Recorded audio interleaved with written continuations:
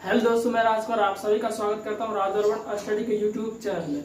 दोस्तों आज हम फिर पढ़ेंगे प्रश्नावली 6.3 का प्रश्न संख्या 2।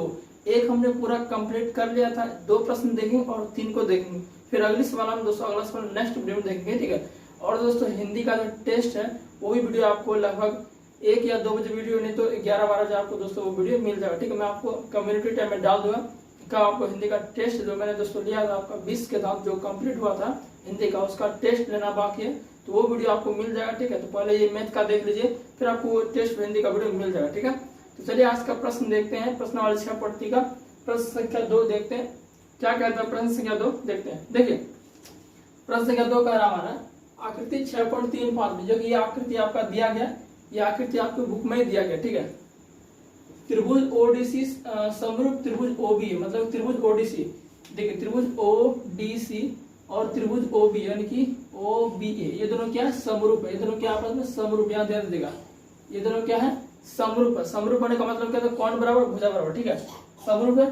और कोण बीओसी बराबर 125 डिग्री, यानी कि बीओसी क्या है, बीओसी कितना दिया, 125 डिग्री दिया हुआ, ठीक है। इसको लिख लेते हैं पहले, BOC बराबर 125 डिग्री लिख लेते, ठीक है, दिया गया है, दिया गया जो मैंने लिख दिया BOC बराबर 125 डिग्री, ठीक है। अब देखिए और CDO 70, मतलब कि CDO जो बीच वाला होता है ना D, ये हमें मानना पड़ता है, ठीक है। यानी कि D जो है D को मानेंगे 70, तो CDO उसको बोलेंगे, ठीक है। तो CDO भी तरह क्या लिख लेते हैं, CDO कितना दिया हुआ है, 70 डिग्री, ठीक है। और देखते हैं क्या दिया हुआ, और कुछ भी दिया हुआ नहीं है। और देखते हैं क्या बोले, कोण DOC, कोण DC और कोण DAB ज्ञात कीजिए, ठीक है। तो जो जो ज्ञात करने बोल रहा है सबसे पहले उसको हम लिख लेते हैं, ठीक है।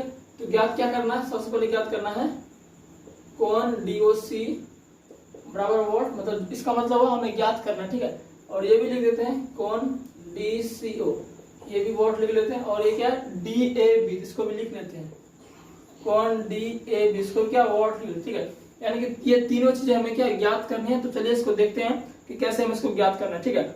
ये दोनों तो आपका दिया गया, जरा आप ध्यान दिमाग लगाइए जरा, BOC 125 डिग्री दिया हुआ, तो BOC यही है, देखिए बीच वाला जो होता है ना, तो इसी को कोण कहते हैं, ये कोण स्पेशली लगा हुआ इसके लिए, ठीक है। तो BOC कितना 125 दिया गया। आपने 9th क्लास में पढ़ा होगा कि एक रेखा पर जो कोण बनता है आपका, जो पूरा टोटल कोण बनता है वो बनता है 180 डिग्री का बनता है, ठीक है। जिसे हम रैखिक युग्म कोण बोलते हैं, क्या बोलते हैं, रैखिक कोण युग्म, रैखिक कोण युग्म बोलते हैं, पेयर ऑफ लीनियर एंगल जिसको इंग्लिश में बोलते हैं, ठीक है। तो देखिएगा ये जो DB रेखा देखिए आप, ये D और B रेखा को देखिए, ऐसे करके एक रेखा है, ठीक है। तो इस पर अब जब कोई एक रेखा है तो उस पर 180 डिग्री का टोटल कोण बनेगा। तो देखिएगा ये जो ऐसे करके इतना क्या 125 है, तो इतना जो बचेगा आपका, इतना भी क्या होगा जो बचा होगा 125 है, तो कितना बचेगा 180 में, तो घटा दो। तो हम ये निकालना तो लिख सकते हैं ना, तो हम ऐसे लिख सकते हैं कोण BOC, तो लिख सकते हैं ऐसे, तो चलिए समझाने लिख सकते हैं कोण BOC प्लस फिर क्या लिखेंगे कोण DOC, ये निकालना, इतना निकालना ना, यानी कि DOC, तो कोण DOC बराबर 180 डिग्री। अब ये कैसे हुआ, यहाँ पर लिख दीजिएगा रैखिक कोण युग्म आप लिख दीजिएगा, ठीक है, इतना ठीक है। अब देखिए कोण BOC तो आपका दिया गया, BOC ये आपका दिया गया, तो इसको लिख लेते हैं। तो BOC आपका 125 डिग्री दिया हुआ है, अब DOC यानी कि DOC ये तो पता ही नहीं है, ये हमें निकालना है, तो इसको ऐसे ही लिख देंगे DOC, और इधर कितना है 180 डिग्री होता है, ठीक है।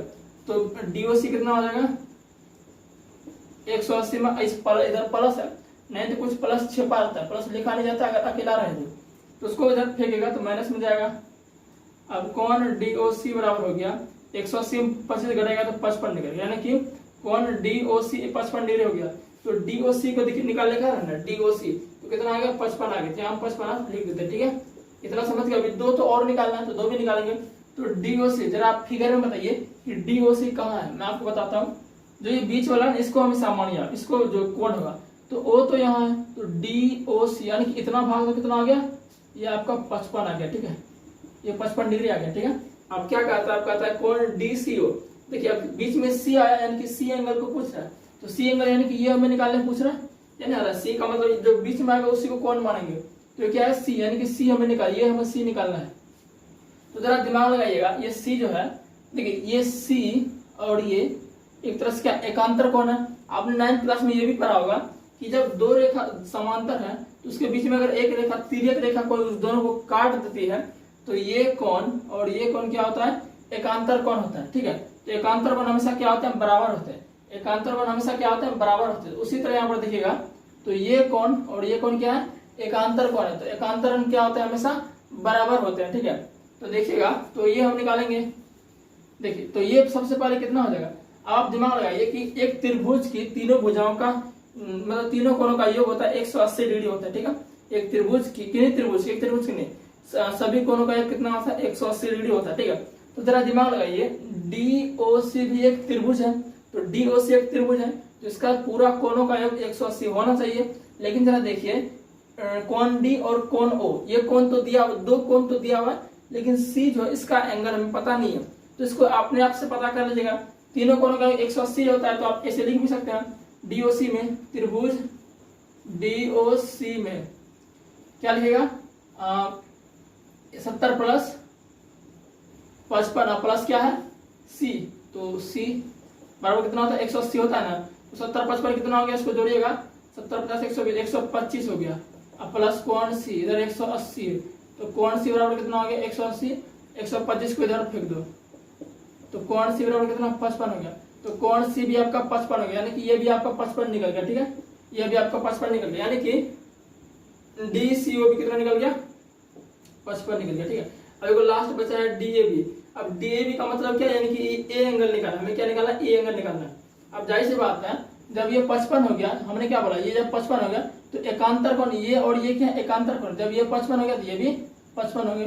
तो लिखिएगा कोण डीसीओ बराबर, कोण डीसीओ बराबर कोण डीएबी बराबर होंगे, यानी कि 55 डिग्री बराबर 55 डिग्री, तो डीसीओ बराबर 55 डिग्री। कैसे हो गया, ये एकांतर कोण, कैसे हो गया, एकांतर कोण हो गया। ठीक है, एकांतर कोण, यानी डीसीओ और डीएबी का मान कितना, 55, यानी कि कोण डीसीओ कितना निकल गया, 55 निकल। ठीक है, इस तरह से सवाल नंबर 2 क्या होता है, कंप्लीट होता है।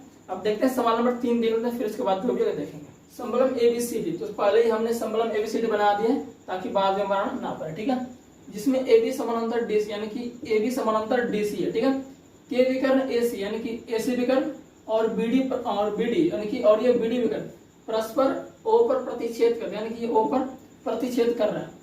तो त्रिभुजों की समरूपता कसौटी का प्रयोग करते हुए सिद्ध करें ओए बटे ओसी ओबी बटे ओडी, यानी कि ओए बटे ओसी ओबी बटे ओडी, ये हमें सिद्ध करने के लिए कहा। ठीक है, तो सबसे पहले जो गिवन है उसको हम लिख लेते हैं। तो लिखेंगे, दिया गया है, देखिए दो त्रिभुज दिख रहा है, त्रिभुज ओ ए बी, क्योंकि समांतर है ना ए बी डी सी के, तो दो त्रिभुज लेना पड़ेगा, त्रिभुज ओ ए बी एवं त्रिभुज ओ सी डी में बोलेंगे ए बी समानांतर डी सी है।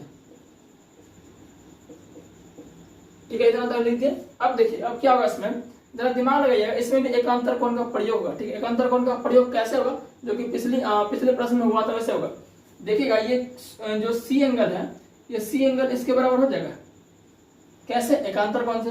उसी तरह ये डी बराबर हो जाएगा किसके, डी के, सॉरी ये नहीं होगा, इधर हो जाएगा। ठीक है ना, तो डी बराबर हो गया बी के और सी बराबर हो गया ए के। कैसे होगा, एकांतर कोण से। एकांतर कोण ऐसे ही तो होता है, अगर मान चलो ये दो पैरेलल लाइन है, अगर इसको तिरछा रेखा काट दे तो ये कोण और ये कोण क्या होता है, बराबर होते हैं। कैसे, एकांतर कोण से। उसी तरह ये कोण कैसे होते हैं, बराबर होते हैं एकांतर कोण से। तो वही यहाँ पर हो रहा है। अगर मान चलो मैं आपको दर्शाना चाहूँ यहाँ पर, अगर आप अच्छे से समझना चाहते हो तो मान चलो मैं इस लाइन को थोड़ा बढ़ा देता हूँ और इसको भी बढ़ा देता हूँ और इसको भी थोड़ा बढ़ा देता हूँ, इसको भी बढ़ा देता हूँ। अब देखो ये लाइन जैसे काट रही है, तो कोई तो काट रही है, ये कोण बराबर होंगे, और ये कोण कैसे होंगे, बराबर होंगे। वही बात है, तो ये क्या होंगे, एकांतर कोण। तो लिख सकते हैं, तो लिखेंगे कोण DCA बराबर होंगे, जो C आया बीच में यानी कि ये C एंगल, C बीच में यानी कि C एंगल, तो कोण DCA बराबर किसके हो जाएगा, ये इसके बराबर हो रहा है ना, एक ही। देखिए ये एकांतर कोण इसके बराबर हो रहा है, तो लिखेंगे BAC के, तो BAC के ये क्या बराबर, तो लिखेंगे एकांतर कोण से, कैसे एकांतर कोण से बराबर होगा। ठीक है, ये तो पहला हो गया। ये तो अब तो ये वाला हुआ ना, ये तो भी है भाई, ये भी तो बराबर है ना, तो ये भी एकांतर कोण इसको भी बराबर करेंगे तो कैसा होगा, ये भी बराबर है इसके, यानी कि ये एकांतर कोण, ये भी एकांतर। तो इसको लिखेंगे हम, कैसे लिखेंगे, कोण डी आ रहा है तो बीच डी को बीच में रखेंगे, किसको बीच में रखेंगे, डी को बीच में रखना। तो इसको हम देंगे सी डी ए, क्या देंगे, कौन सी डी ए, कौन सी डी ए बराबर किसके हो जाएगा, ये किसके बराबर, डी है ना, तो डी के अंदर ये इसके बराबर है ना, तो लिखेंगे ए बी डी। तो कौन ए बी डी, ये डी बीच में आया, यानी कि कौन बी के लिए, यहाँ डी कौन बीच में आया तो डी कौन के लिए, बी बीच में आया तो बी कौन के लिए, तो ये भी क्या है, बराबर है, कैसे, एकांतर कोण से, एकांतर कोण से ये भी क्या है, बराबर है। ठीक है, तो जब ये दोनों बराबर हो गए तो क्या होगा, जब ये दोनों दो कोण, देखिए इसका भी दो कोण बराबर हो गया और इसका भी दो कोण बराबर हो गया, तो यानी कि एक कोण जब बराबर हो गया दोनों का, तो कैसे लिखेंगे, तो लिखेंगे हम त्रिभुज कहा गया OAB समरूप है त्रिभुज OCD के, कैसे समरूप है, दो एंगल बराबर है ना, एक एंगल ये बराबर और एक एंगल ये बराबर, यानी कि एक एंगल ये बराबर है और एक एंगल ये बराबर, तो कैसे समरूप है, ए समरूपता कसौटी से, ए समरूपता कसौटी से लिखने के बाद अब देखिए, जब दो त्रिभुज समरूप हैं तो उनके भुजाओं का अनुपात क्या होता है, समान होता है। तो देखिएगा त्रिभुज OAB, यानी त्रिभुज OAB, तो जैसे इसका ये वाला भुजा लेंगे उसी तरह उसका OCD का क्या भुजा लेंगे, OCD का ये भुजा, यानी कि जिसका ये भुजा ये उतना इसका भुजा, तो लेंगे जब समरूप है, यहाँ थोड़ा मैं लिख देता हूँ, तो क्या हो जाएगा OA बटे, जैसे OAB का हमने ये वाला लिया उसी तरह OCD का हम ये लेंगे OC बराबर, तो हमने इसका जैसे कि लिया OA बटे OC लिया, उसी तरह हम दोस्तों इसका लेंगे OB, ये तो OAB का हमने OB ले लिया, अब उसी तरह क्या करेंगे OCD का हम OD लेंगे, तो ये आपका देखिए आप प्रूव हो चुका है। ठीक है, ये आपका क्या प्रूव हो चुका है, देख सकते हैं आप, ये प्रूव करने बोला। ठीक है, ये आपका क्या हो चुका, प्रूव हो चुका। ठीक है, तो इस तरह से आप तीसरा सवाल भी कर लिए। ठीक है, अब अगली वीडियो में देखेंगे चौथा सवाल। ठीक है, क्योंकि वीडियो लंबा हो जाता है तो हमें इंटरनेट उतना फास्ट चलता नहीं है और ज्यादा प्रॉब्लम होता है। ठीक है, तो छोटे छोटे वीडियो में करेंगे, बस इतना समझो, त्रिभुज चैप्टर थोड़ा लंबा जरूर है लेकिन आना भी जरूर है। ठीक है, काफी स्टूडेंट इसको इग्नोर कर देते हैं, हालांकि एग्जाम में उतने प्रश्न नहीं बनते इसे, लेकिन आपको जानना बहुत ही जरूरी है। ठीक है, तो त्रिभुज थोड़ा लंबा जरूर है, मुझे लगता है 6.3 और 6.4 5 ये सब उतना हार्ड है, 6.3 में थोड़ा आपको ज्यादा मैथ लगेगा, तो 6.4 5 में तो क्षेत्रफल वगैरह तो वो आप आसान से सॉल्व कर लिए। ठीक है, चलिए मिलते हैं अगली वीडियो में।